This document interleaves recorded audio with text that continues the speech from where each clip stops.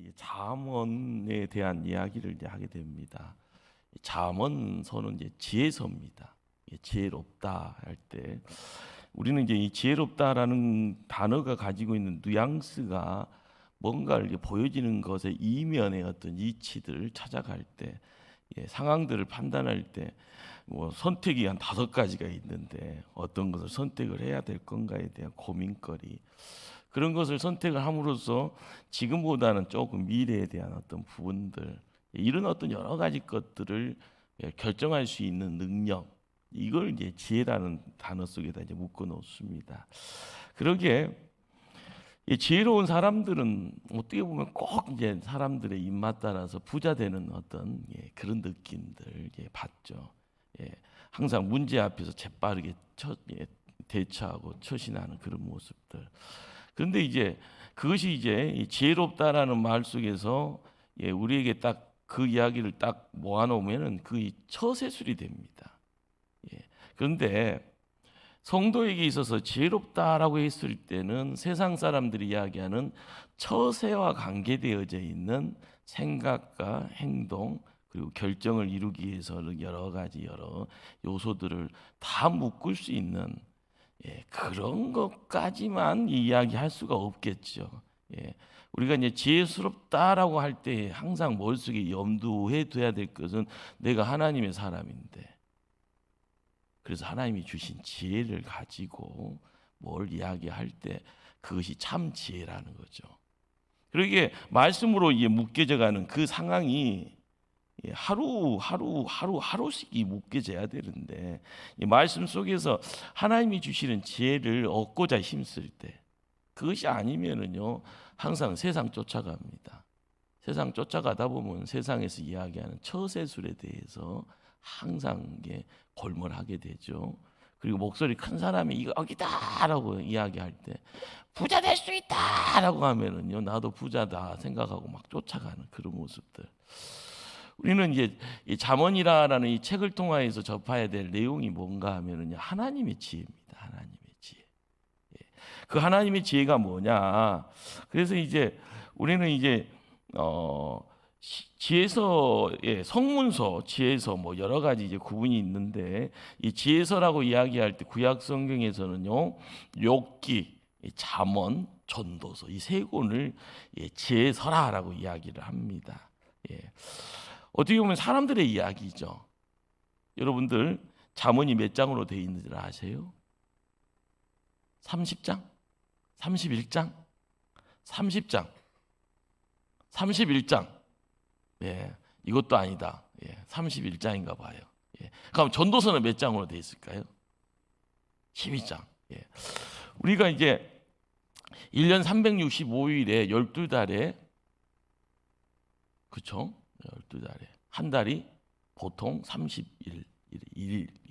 우리가 이제 이 전도서나 이 잠언서나 이 욥기나 이것을 이제 구분을 할 때 읽어가는 가운데 나중에 결론이 이것이 하나님의 지혜다라고 이야기하다 보니까 맞아 너도 나도 그래 하나님의 지혜, 이런 어떤 내용들로 이제 함께 어울려 가는데, 사람 살아가는데 필요한 겁니다.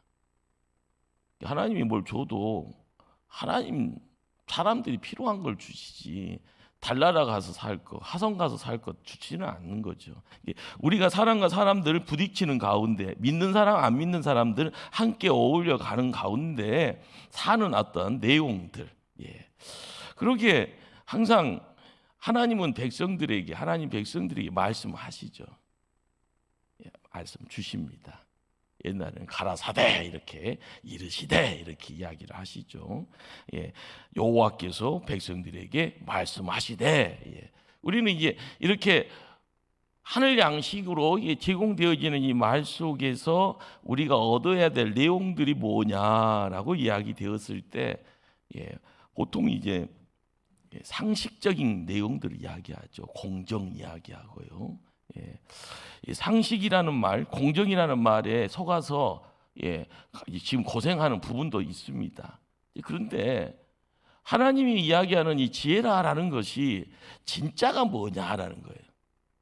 공정이라는 이 내용, 상식이라는 이 내용, 누구나 특별한 사람한테만 가는 것이 아니라 누구나에게, 많은 사람들이 함께 어울릴 수 있는 그런 어떤 하나님의 양식, 그 양식 안에 우리는 지혜라는 이 두 단어를 고민하게 됩니다.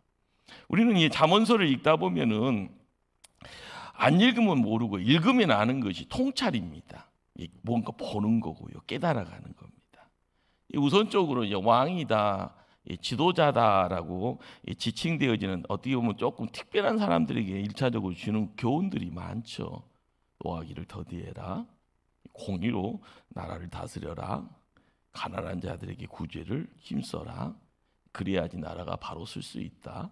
이런 이야기들은요, 특별한 이야기처럼 보이지만 이 이야기도 우리 편에 함께 어울리면 당연한 이야기가 되죠.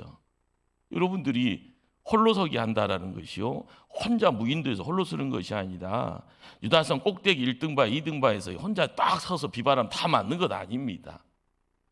함께 어울려 가는데 내가 있는데 앞서거니 뒤서거니 두세 사람이 모이는 가운데 스승이 있고 제자가 있고요, 나이가 많고 적고 간에 그 차이가 상관없이 함께 어울리다 보면 누구의 소리가 목소리 큰 사람만이 아니라 목소리에 힘이 있는 사람, 그리고 이 목소리에 힘이 있다라는 그것에 묶여졌을 때 내가 거기에 기가 쏠깃했는데 거기에 따라가면은 갑자기 세상이 바뀌어지는 경험치.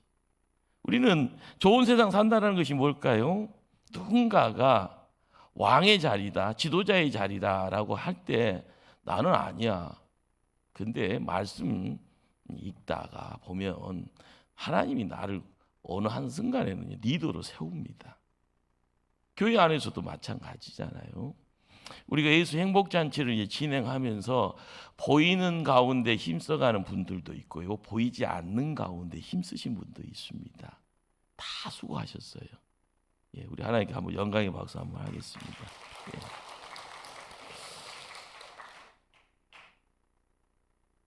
저한테 막 수고하셨다고 막 그러잖아요. 그것도 감사해요. 여러분들 수고하셨습니다. 근데 항상 이제 이 수고라는 것에서 여기서 끝나면 안 되죠.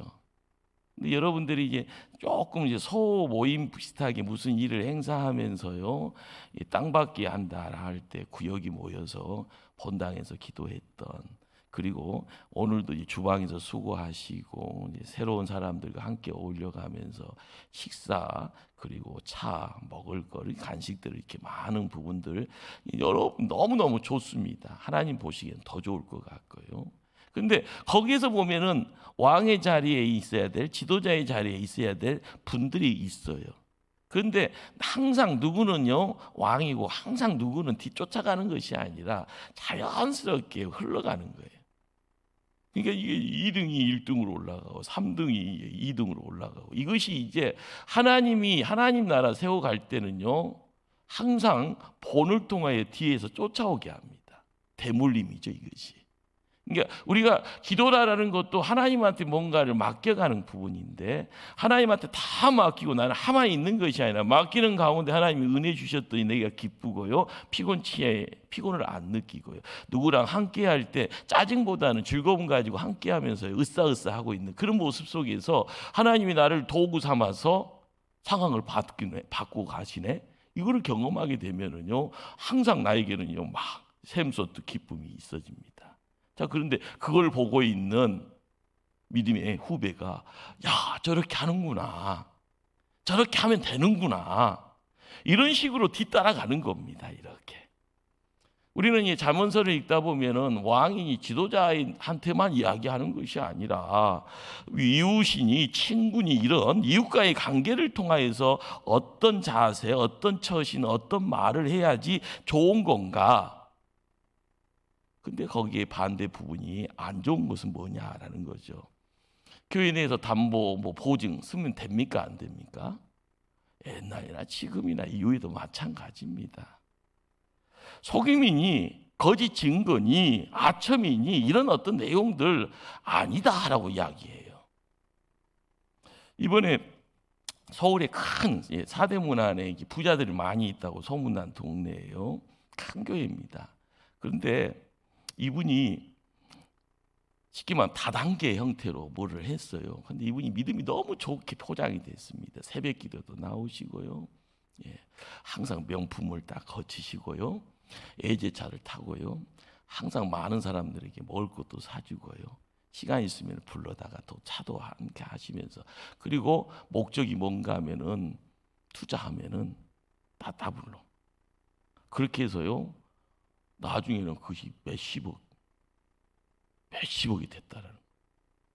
그러면서 항상 이 기도하는 가운데 기도 열심히 하시는 새벽기도 그룹들하고 이야기하면서 하나님 복 주신다고, 나한테 투자하면 거기에 갑절로 뭐가 있을 거라고, 이런 식으로 이야기하다 보니까요, 하지 말라는 것을 하게 됩니다. 너나 나랑 함께 복 받아야 되니까 내가 복의 통로로 너를 또 함께 해줄 테니까. 그러니까 뭐 이자 개념으로요, 뭐 하니까 뭐가 있어지니까 막 하는데 나중에는 경찰서로 다 불림 받는 거예요. 저 사람 잡아주라고 가는 거고요. 또 도망가다가 잡혀서 와서는, 근데 거기서 이야기 되어진 게 다 하나님 영광 다 가리는 모습들. 우리가 잠언서를 이야기하다 보면 우리네 이야기들이 막 나오잖아요. 친구가 중요하다는 거 잘 압니다. 내 속 알아줄 수 있는 친구가 어떤 사람이 친구인가에 대한 건 다 알고 계셔요. 그런데 가족의 중요함과 소중함도 다 알고 있어요. 그런데 친구를 친구로 온전하게 지켜나갈 때 어떤 모습이 좋은가? 다 친구라고 하잖아요. 다 친구라고. 이 목사님들 가운데 성격이 워낙 좋으신 분들이 있어요. 한번 만나면 다 형님 동생 해버려요. 희한해요. 나 참. 나는 낯가려워서 형님 동생 하려고 하면은 웬만하면 못하거든요. 신학생 때, 내가 어렸을 때 장로의 신학교에 다닐 때 여기서 이제 만남 가질 때 무조건 형님 동생인데, 목사 되고 나서는 형님 동생 하기가 하늘의 별 따기입니다. 희한하죠. 그런데 목사님들 중에도요, 만나기만 하면 형님 동생 해버려요. 여러분 가까이 있었던 모 목사, 지금 도초에 있는 목사님, 만나면 형님 동생 하자고 달라들어요. 저한테도 가끔 가다가 형님 하려고 그래요. 이거 내가 인상 팍 쓰면 목사님하고 이게. 근데 그게 기질이에요, 기질. 근데 그 기질을 통하여서 좋은 것도 있지만 안 좋은 것도 있다라는. 친구는 많이 두는 것이 좋을까요? 안 좋은가요? 성경에서는 친구 좋다고 합니다. 그러나 친구를 너무 많이 두면 해가 되기도 한다. 우리가 이제 분별이라는 것을 통하여서 내가 인생길을 걷습니다. 한 걸음 한 걸음 걷는 거. 그런데 한 걸음 걷고 두 걸음 걸을 때 하나님이 우리를 어떤 식으로 이제 우리를 묶어주는가, 어떤 식으로 우리를 끌고 가는가, 거기에서 다 정답같이 보이잖아요. 그 정답을 내가 내 안에서 품고 있을 때 이 정답이 움직이는 거예요. 그래서 누군가에게 이렇게 할 때 콩을 두 쪽으로 나눠가면서 도움의 손길을 베푸기도 하고 누군가의 나를 도와주는 그런 관계. 그런 관계에서 하나님의 나라의 모습, 하나님의 어떤 관계성을 가지고 서로가 서로를 축복하고 서로가 서로를 지켜주고 서로가 서로를 기도해 주는 그런 모습을 통하여서 우리가 이룰 수 있는 세상이 따로 있다는 거죠. 잠언서는 이제 가족의 이야기를 이제 많이 합니다. 여러분들 3대가 함께 어울리면 할아버지도 할머니도 있어야 되고 부모님도 있어야 되고 자녀도 있어야 됩니다. 내가 할아버지 돼 있으면 3대가 있으려고 하면 손주가 있어야 되는 거고요. 우리는 이제 3대가 함께 어울리면은 그렇죠. 3대를 품고 있으려면 세월을 이제 많이 품어야 되고 세상의 세파들 많이 겪어야 됩니다. 그런데 하나님 섬기는 3대 정말 아름다운, 어떻게 보면 하늘의 면류관처럼요. 우리가 남들 보면 깜짝 놀랄 거예요. 3대가 신앙생활 잘한다. 근데 그것이 원한다고 이루어지는 것 아니잖아요. 자식들이 내 품 안에 있을 때는요, 세상에 아버지가 슈퍼맨이다 생각을 해요. 그런데 어느 정도 지나고 나서요, 아버지가 슈퍼맨이 아니다는 것을 느끼고 엄마가 슈퍼맨이 아니다는 걸 느끼면 그 다음부터 실망한다고 하잖아요. 그렇게 살지 마세요. 자식의 입에서 그런 말이 나와요. 그리고 나서 부모가 싫어요 하면서 독립할게요. 그래서 이제 가족이 이제 갈라집니다. 장가 좀 갔으면 좋겠다. 결혼 좀 했으면 좋겠다. 저 혼자 살 거예요. 그럴 때마다 부모님과는 대못을 박잖아요. 우리가 끊임없이 기도하면서요, 가족이라는 이 공간이 어떻게 하나님의 지혜를 담아가고 믿음이라는 이 내용을 가지고 사랑을 베풀 수 있는 하나님의 도구 되어져가는 그런 모습들을 만들어가는 가장 중요한 모임의 자리에 가족이 있습니다.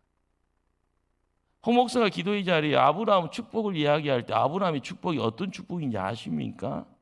하늘에 떠 있는 별처럼 바닷가의 모래알처럼 그것만 이야기되는 것이 아닙니다. 아브라함의 복이라는 것은 그 현상을 통해서 아브라함의 이삭의 야곱의 12지파의 모습에 12명의 아들들이 풍성함을 드러내는 사람이 하는 것이 아니고요, 하나님이 하시는데, 그 하나님의 복의 통로가 누구냐? 사람인 거죠. 못난 인생이 잘난 인생이 되었을 때 하늘에 떠 있는 별처럼 빛을 발하는 존재 되어지는, 거기에 하나님이 함께할 때 하늘에 떠 있는 빛처럼 빛을 발하는 겁니다. 내가 젊었을 때는 다 하는 것처럼, 그런데 나이가 60 넘어가고 70줄 들어가니까요, 자녀들 바라보면서요 섭섭하잖아요. 너희가 좀 잘 됐으면 좋겠거니. 너희 바라보면서 내가 노년 걱정 안 하려고 했는데 지금도 걱정해야 되는 내 신세가 왜 이러니.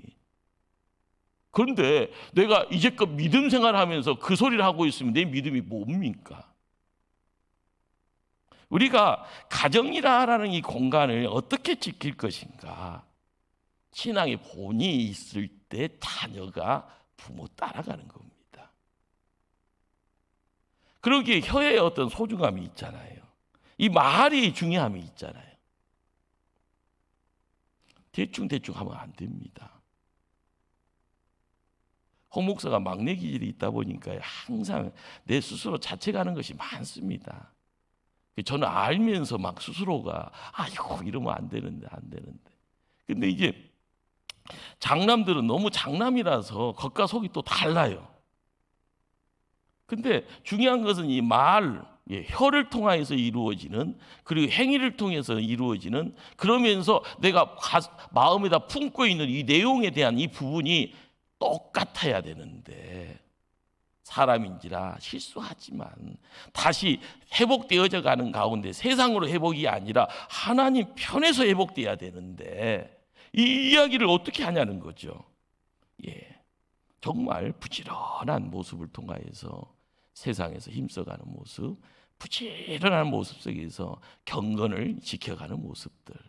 우리는 이 잠언을 통하여서 이제 여러 이야기들을 되뇌일 때마다요, 하나님 길을 보여주세요. 말씀 읽어가면서요. 우리는 신앙생활을 하면서 자식에게 바른 삶을 이야기할 수 있는 부모가 되어지면요, 자녀들은 그 뒤를 따라갑니다. 그것이 함께 더불어가는 인생이죠. 그럴 때 3대가 4대가 신앙을 통하여서요, 믿음의 가문 만들어가게 되는 겁니다. 내가 한다고 해서 되는 것 아니고요. 그러기에 많이 가져야 성공한 인생이 아니라 올바르게 살아야 보람 있는 인생, 하나님께 칭찬받는 인생 되는 겁니다. 그러기에 이 말씀을 이제 쭉 이야기를 하는 가운데 잠언에서 흐르는 가장 큰 물줄기가 뭐냐? 지혜롭고 의롭고 공평하고 정직하게 사는 사람, 하나님이 형통케 하신다. 이 원론적인 이야기. 그 원론적인 이야기를 31장까지 이렇게 하루에 한 장씩 읽으라고 31장으로 되어 있는가 보죠. 항상 하나님의 형통이라는 것, 만사 형통이라는 것. 시편 1편은요, 복 있는 사람이라고 규정합니다. 복 있는 사람. 그래야지 형통합니다. 그 형통의 내용에 하늘에 떠 있는 무지개처럼요, 빨주노초 파란보처럼요 팍 펼쳐지면서 색깔을 드러낼 때 지혜롭다, 의롭다, 공평하다, 정직하다, 여러 이야기들, 사랑이 많다. 우리의 삶을요 어떻게 이야기를 할 건가? 이것이 이제 인생을 이렇게, 이게 어떻게 보면 코스모스라고 합니다. 조화 섞여져 있는 것 같은데, 하나님은요 어느 한순간에 지진이라는 게 불협화음을 내서요 사람들 다 대피하게 하고요, 어쩌다가 건물에 갇히다 보면은요 돌에 묻혀서 죽기도 하지만, 지진이라는 것, 태풍이라는 것이요 갑자기 지구가 오버히트 하는 거와 똑같은 겁니다. 그러나 항상 하나님은요 질서를 통하여서 이렇게 뭔가를 만들어 가십니다. 그러니 우리는 항상 질서 안에 있다 보면 하나님의 손길을 느끼는 경우가 많습니다. 하늘을 바라보면서도 느끼는 부분이 있고요, 공기에 접하는 그 부분을 가지고도요 오늘은 좀 어떠겠다라는 그런 느낌도 받고요. 우리는 뭐 별것도 아닌데도 갑자기 도인 행세가 할 수 있는 그런 어떤 모습들, 거기에는 이제 질서가 있습니다.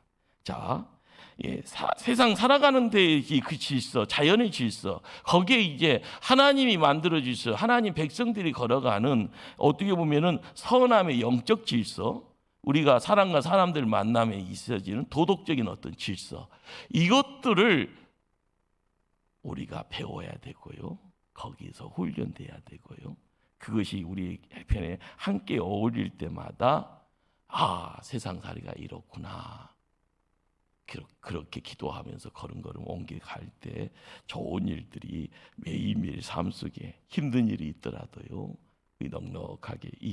넉넉하게 극복할 수 있는 모습들로 우리를 축복하실 줄 압니다. 욥기 전도서, 어떻게 보면은 우리는 잠언서의 말씀 이야기 속에서 항상 대립되어지는 것이 뭔가 하면은요 뿌리는 대로 거둔다라는 이 하나님의 일 법칙이죠. 자, 그런데 이 하나님의 어떤 획일적이고요, 우리가 어떻게 보면 낙관적인 1 더하기 1은 2다라고 이야기를 할 때 그것이 교실에서도 허용되는 진리입니다. 근데 말씀을 읽어가는 가운데서도요 그 진리가, 일반적 진리가 말씀을 통해서도요 동일하게 또한, 그런데 재밌는 것은요 그렇지 않게 한다라는, 인생의 문제가요 갑자기 뒤로 후퇴할 때 고난이 있고 환난이 있고 역경이 있고 아픔이 있고 죽음이 있습니다. 그런데 우리가 지혜라는 내용을 접하게 되었을 때, 하나님의 지혜를 접하게 됐을 때 1 더하기 1은 2, 그리고 나서 끝나버리면 얼마나 좋겠습니까? 그런데 하나님의 지혜는 거기에서 돌발 상황 속에서 이야기되어지는 가운데 주변을 살피게 하고요, 거기서 또 흘러가는 하나님의 손길, 하나님의 음성, 하나님이 계획되어지는 경륜에 대한 부분들을 말씀을 통하여서 선점하라고 이야기를 하는 겁니다. 권선진학, 인간응복, 그 말씀 붙잡고 있으면 착한 일 하면 됩니다. 남 도와주면 되고요, 더 열심히 내서 기도의 자리 지켜가면서 하나님 편에 칭찬받으면 됩니다. 그런데 이 상황에서요 또 다른 상황이 우리에게 찾아옵니다. 하나님 잘 섬겼잖아요. 악에서 떠나서 좋은 일 많이 했잖아요.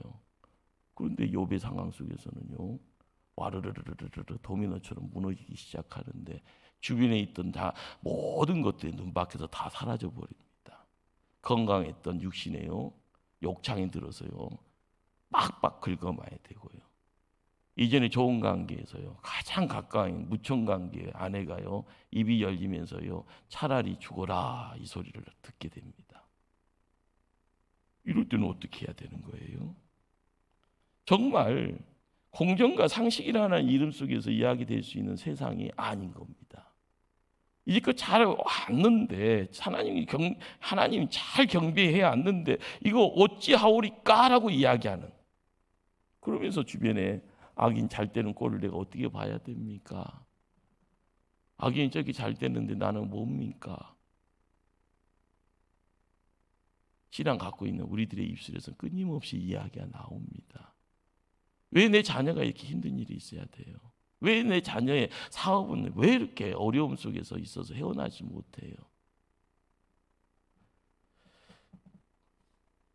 우리가 뭔가를요 이야기를 할 때 하나님의 지혜라라는 것, 그 지혜의 내용들을 어떻게 정리가 되어질까? 답은 없습니다. 근데 하나님 만나면 답이 허락된다는 거죠.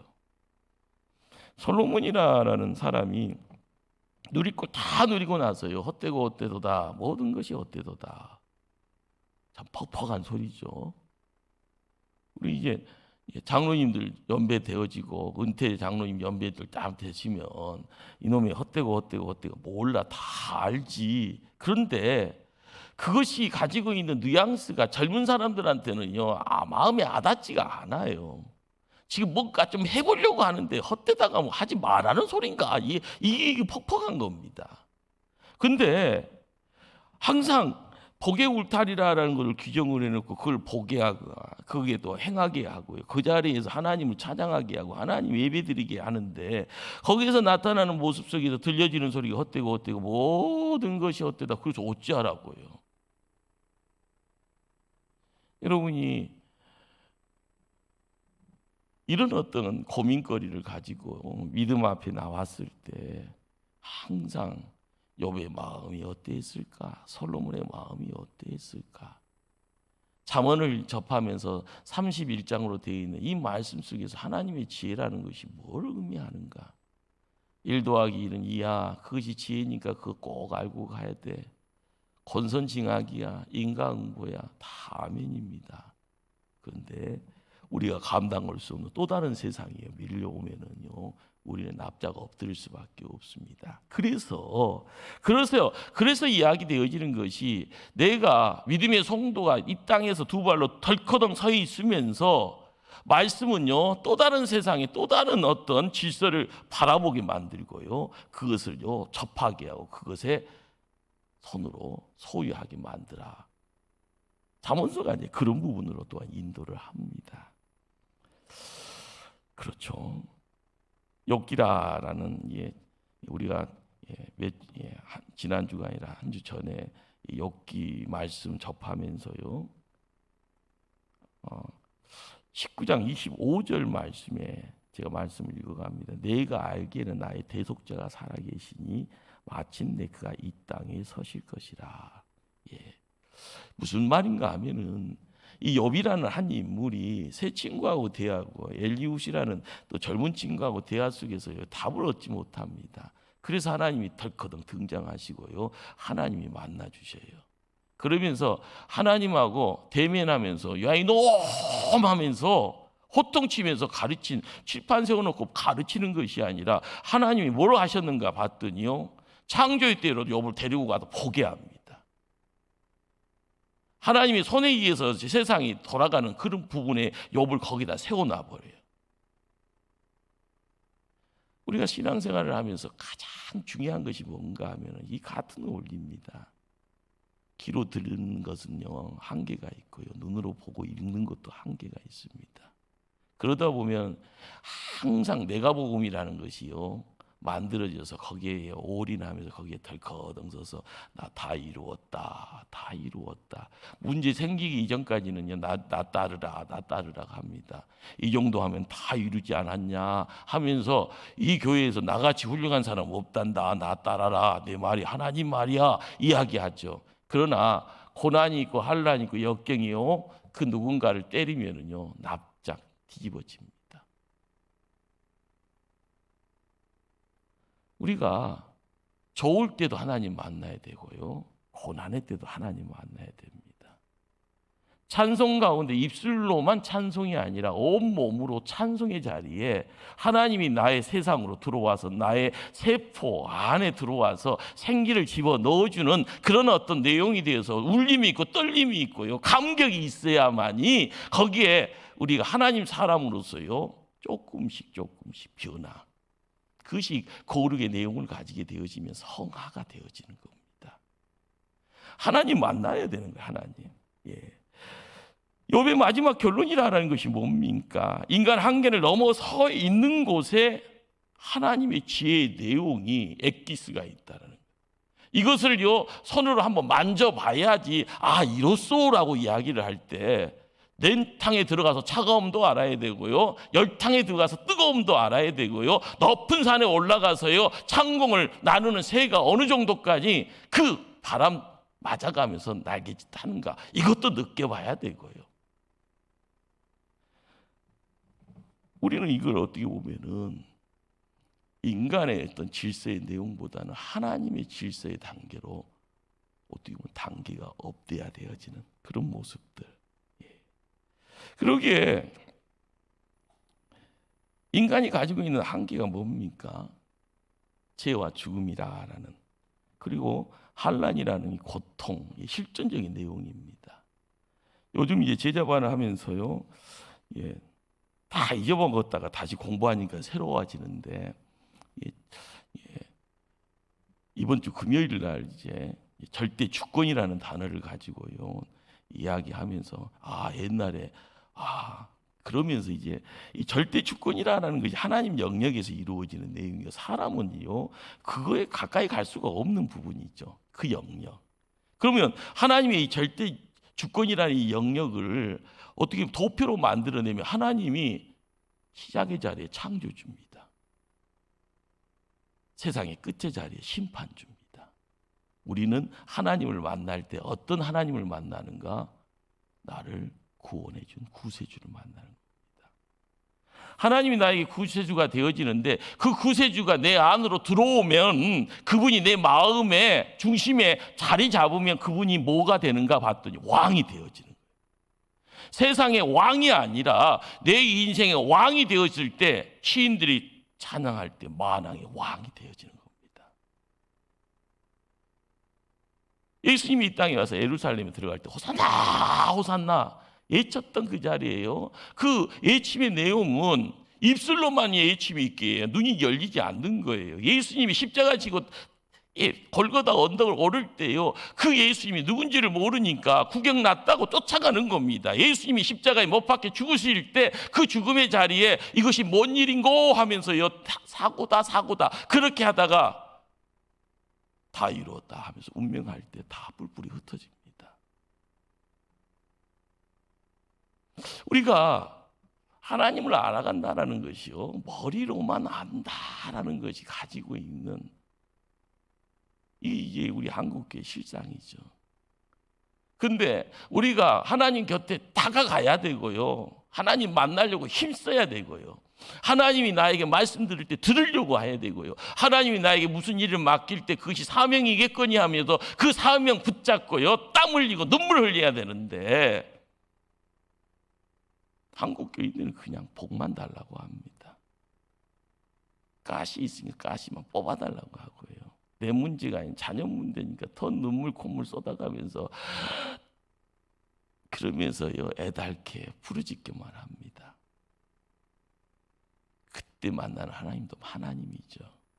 그러나 하나님은 어떤 분인가? 절대 주권을 갖고 계신 창조 때의 창조주 하나님, 세상 종 끝날에 심판의 하나님, 심판주. 그러나 우리가 알아야 될 것은요, 나와 함께 하시는 하나님, 구주 예수 그리스도, 그분이 내 마음 중심에 자리 잡으면 그분이 만왕의 왕이 됩니다. 그분이 이끄시면 따라가는 거고, 그분이 명하시면 순종하시는 거고, 그분이 기도하라면 기도하는 거고요, 그분이 교회 지키라고 하면 지켜가는 가운데 힘써야 될 일들을 찾아가는 것. 그렇습니다. 죄의 문제가 있습니다. 죽음의 문제가 있습니다. 현실의 고통의 실존의 문제가 있습니다. 해결을 누가 합니까? 내가 못합니다. 하나님이 하시는 겁니다. 하나님이 해결자지만 하나님은 저 먼 곳에다가 모셔다 놓고 필요할 때만 찾아가는 그런 하나님 만들지 마시고요, 그분을 내가 가까이 할 때 거기에 우리는 하나님의 소리가 들려질 때마다 거기에 지혜라는 내용들을 소유하는, 먼저 선점하면서 하나님의 지혜가 뭔가를 깨닫게 될 때 내가 나를 찾아오시는 인격적인 존재, 그 하나님은요 나를 품어주실 때마다 행복해하는 거고요, 내 눈물 닦아줄 때마다요 더 가까이 가면서 내 깊은 속사람의 그 눈물까지 맡겨갈 수 있는 거기에 우리 하나님은 함께 하실 줄 압니다. 그러기에 오늘 이제 잠언 8장을 통하여서 접해지는 내용이 뭡니까? 22절 한번 합독합니다. 22절. 여호와께서 그 조화의 시작 곧 태초에 일하시기 전에 나를 가지셨으며. 우리는 이 조화, 태초, 우리는 이 지혜라는 이 구약의 이 지혜를요, 다른 말 고두절미해서 이 지혜가 하나님이다라고 이야기하고요. 그 하나님을 요한복음 1장에서 만나는 노고스라고 이야기하면 성자 하나님 예수님이다라고 또 이야기도 합니다. 자, 그런데 우리는 그분을 노고스로 인정을 하게 되어지면은요, 성자 하나님 예수 그리스도를 통하여서 창조 때에 창조의 창조주 하나님과 더불어서요, 심판의 때에 심판주의 하나님, 그분이 우리의 삶 속에 로고스로 함께 어울릴 때 그 하나님 품고 나가는 인생이 어떤 인생이 되어질 것인가, 거기에 우리는 지혜를 만나게 된다라는 사실입니다.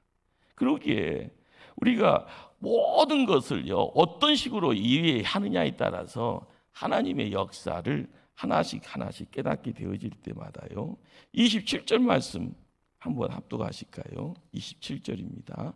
그가 하늘을 지으시며 궁창을 해면에 두르실 때 내가 거기 있었고.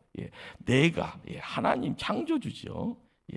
자, 그런데 여기서 이제 조금씩 접하면서요, 우리가 이제 알아가야 될 게 30절 말씀입니다. 30절 말씀 함께 합독합니다. 내가 그 곁에 있어서 창조자가 되어 날마다 그의 기뻐하신 바가 되었으며 항상 그 앞에서 즐거워하였으며. 우리는 창조주 옆에서요, 여호와의 나타나심을 기뻐하며 즐거워하고 있는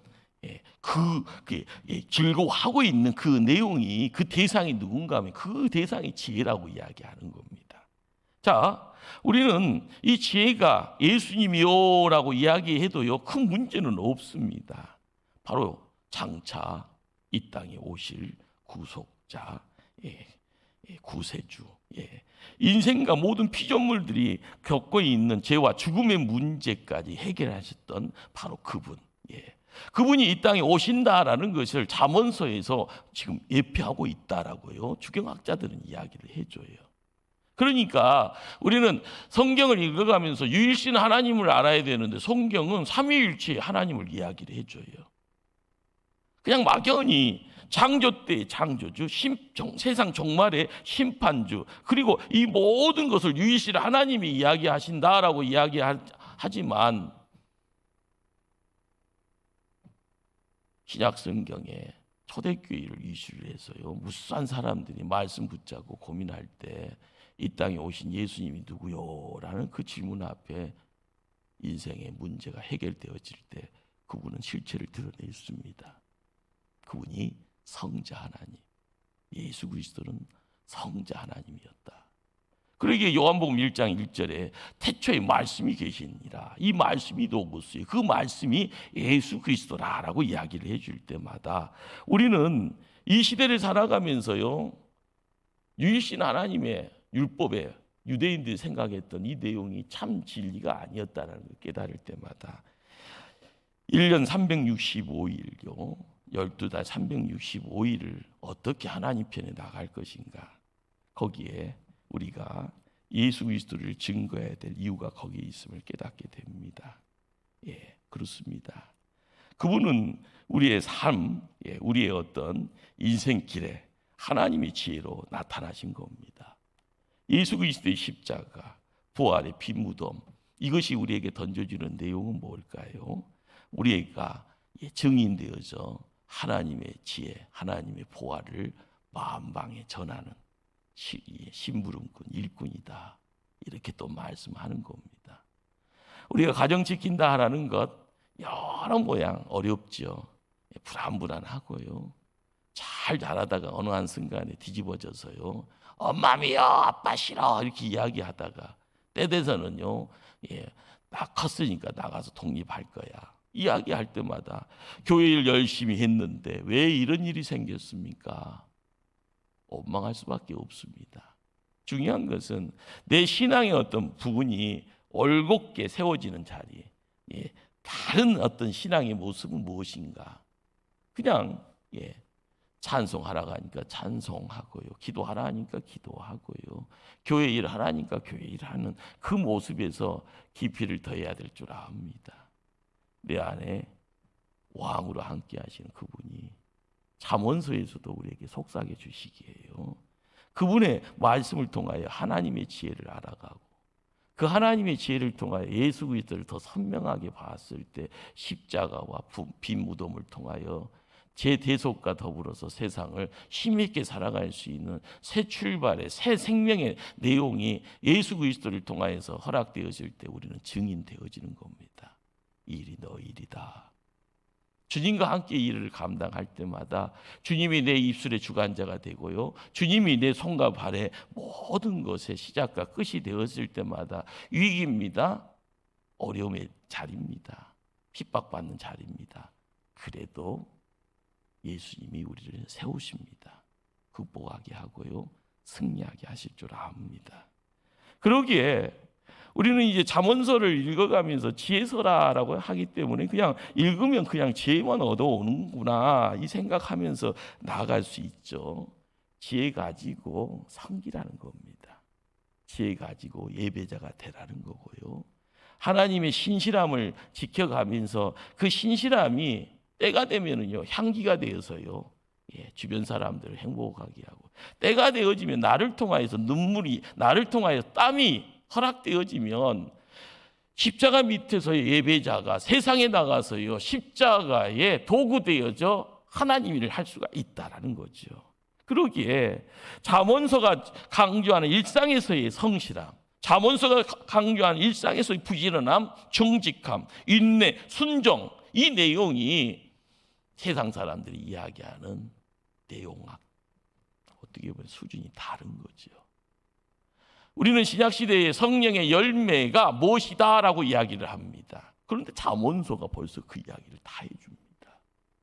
우리가 항상 내 인생 문제에서요 이해가 되지도 않고요, 내 머릿속에 해결이 되어지지 않는 그 시간과 그 한란과 그 고난의 문제를 수수께끼처럼요 꼬여가는 그 문제를 누가 해결합니까?